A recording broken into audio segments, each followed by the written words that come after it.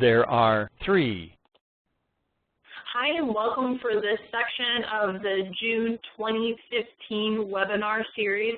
This is section 2, and everything that will be reviewed for this will be the basic life support program that was recently released. My name is Stephanie Yakabuchi, and I serve as the Indiana Training Specialist. And I'm Cynthia Lineberger, and I'm the Training Specialist for the states of Kentucky and West Virginia. So together we're going to go through some of the top highlights for the program that was recently introduced. And as a part of this section, the agenda will include a review of the details of the basic life support program, the review of the bridging processes for both current American Red Cross instructors and non-Red Cross instructors, along with how to access the learning materials. So this program was released back on March 4th of this year by Preparedness Health and Safety Services. The program is known as Basic Life Support for Healthcare Providers, or BLS, in both instructor-led and blended online/in-person offerings to meet certification and licensing requirements for healthcare and public safety professionals. This course does strengthen the Red Cross offering for markets such as firefighters, police, EMS, and nursing. It is intended to replace the current CPR AD for professional rescuer and healthcare provider, also known as CPRO, in all markets except for aquatics. At this point, there is not a BLS instructor course. However, we do anticipate releasing instructor training and instructor courses in 2016. So a little bit about the instructor-led format of the course.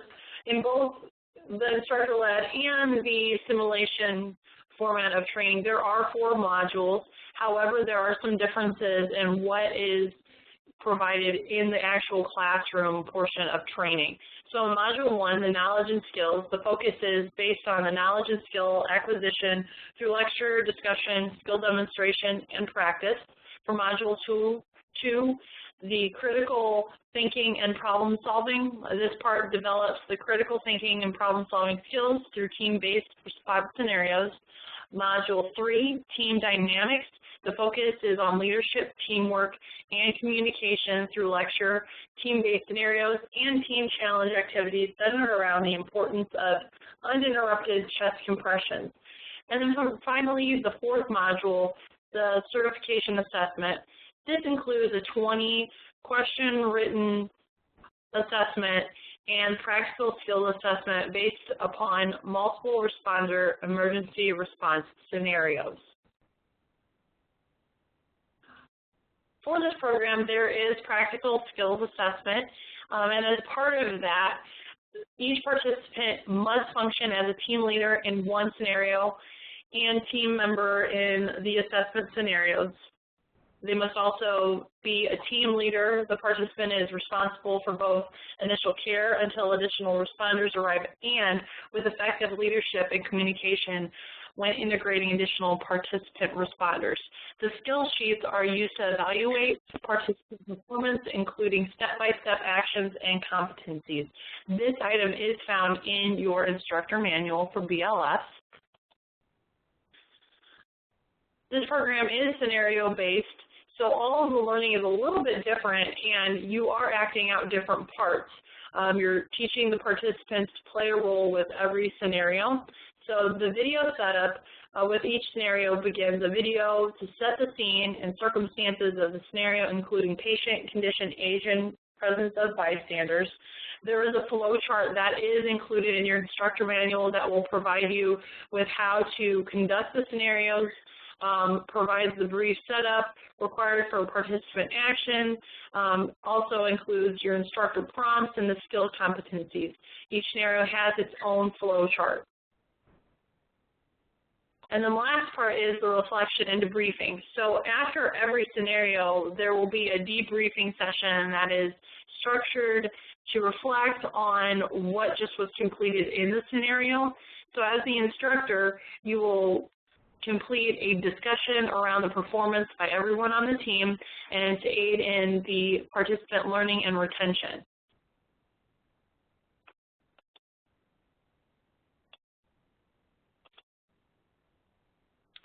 Okay, for the BLS program, the Simulation Learning Skills Sessions, Module 1 will be, again, the knowledge and skills with the focus on skills demonstration and practicing to familiarize the participants with equipment and building psychomotor skills.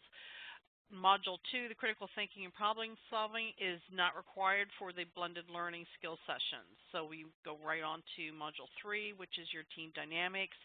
And you must complete one team-based emergency response scenario, which is required to reinforce the team-focused learning objectives.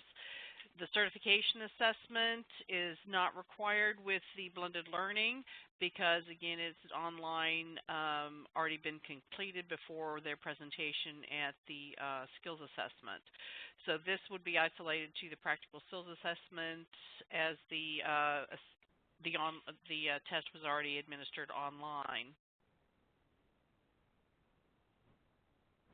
So for the simulation learning overview, participants must complete a series of emergency response missions, each covering different BLS learning objectives and age. Level 1 is familiarizing the participants with the navigation of the experience and introducing base knowledge and skills. Level 2 will introduce more advanced concepts, including the multiple rescuer interaction and different elements of critical thinking and problem solving. Level 3 will go on to contains 3 complex emergency response missions and, again, the 20-question cognitive assessment. As always, they must complete all missions and the 20-question cognitive assessment with the standard minimum score for Red Cross courses of 80%. Eligibility and accessing the online bridge. Current Red Cross instructors wishing to participate in the BLS Instructor Bridge must have your current base or provider level certification and instructor certification credentials from at least one of the following programs.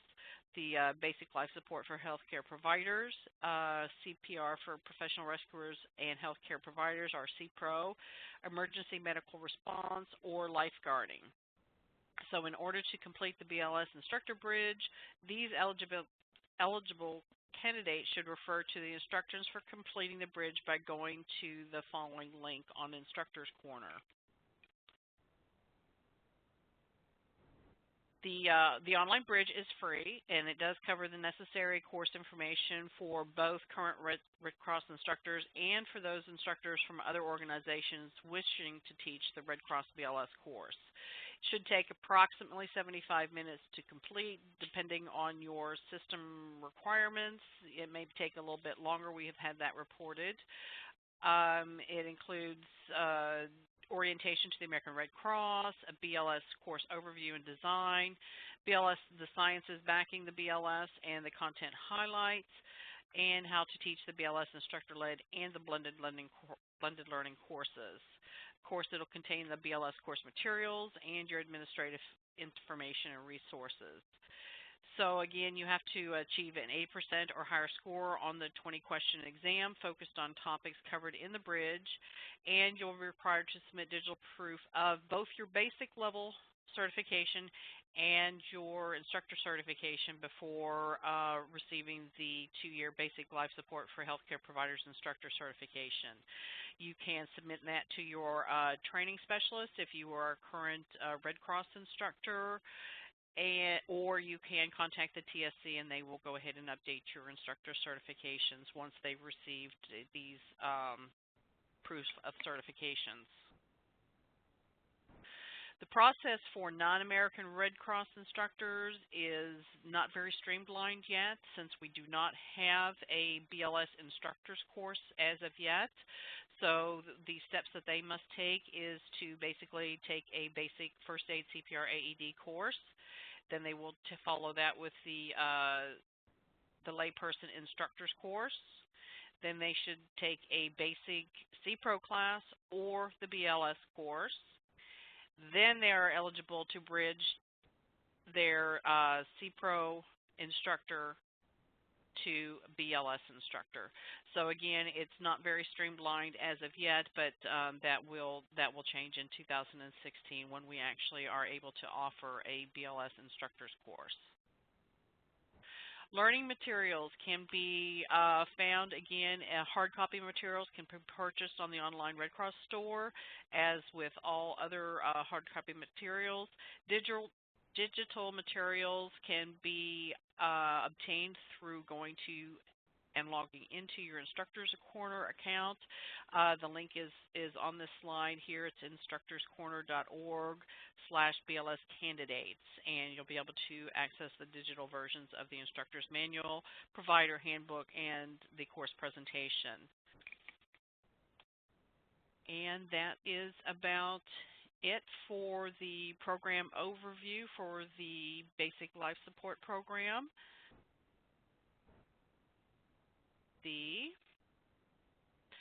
This concludes training, the second session of training, and the attendance code for this training that you should supply to your training specialist would be BUSY.